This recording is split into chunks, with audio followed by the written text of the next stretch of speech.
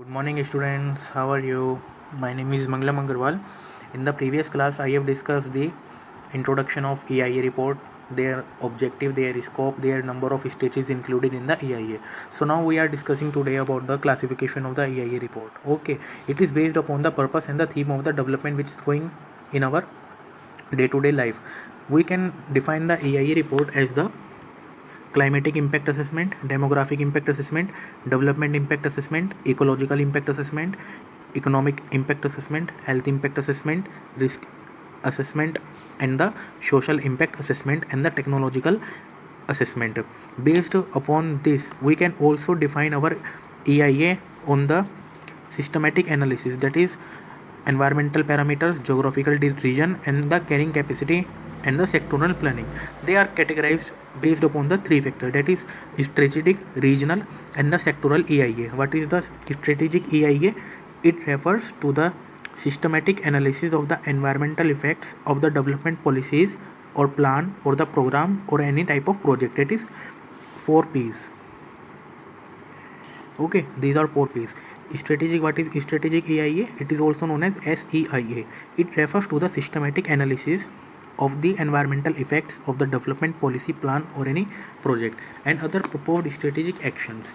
It represents the proactive approach to integrate the environmental consideration into a higher level of the decision making. So now we are move further to the regional EIA. In the regional EIA, basically it addresses the environmental impact of the regional development plan. Okay, that is EIA in the context of the regional planning integrates the environmental concern into the development planning for a geographic region, such as refer to the economic environmental development planning, that is ECE. Regional EIA addresses the environmental impact of the regional development plan and thus the context for the project level EIA of the subsequent project within the region. Okay, now we are move further the sectoral EIA. It is used for the sectoral reason only.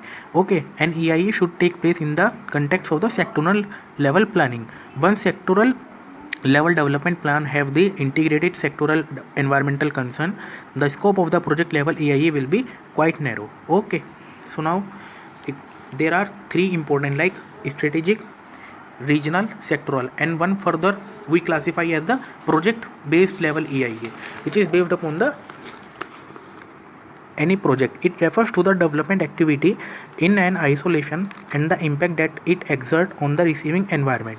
Thus, it may not effectively integrate the cumulative effect of the development in a region. Okay, this is the classification of the environmental impact assessment.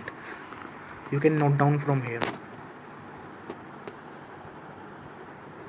These classifications are very important.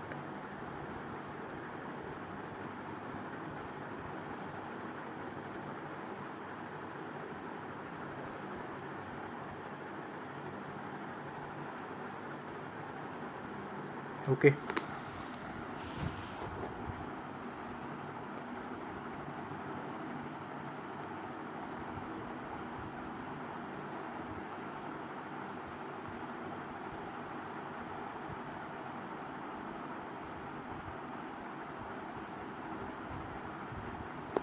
Okay.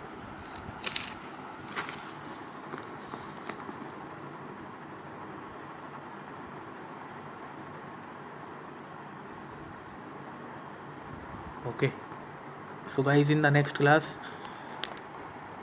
I discuss about the environmental impact statement, that is EIS. Okay.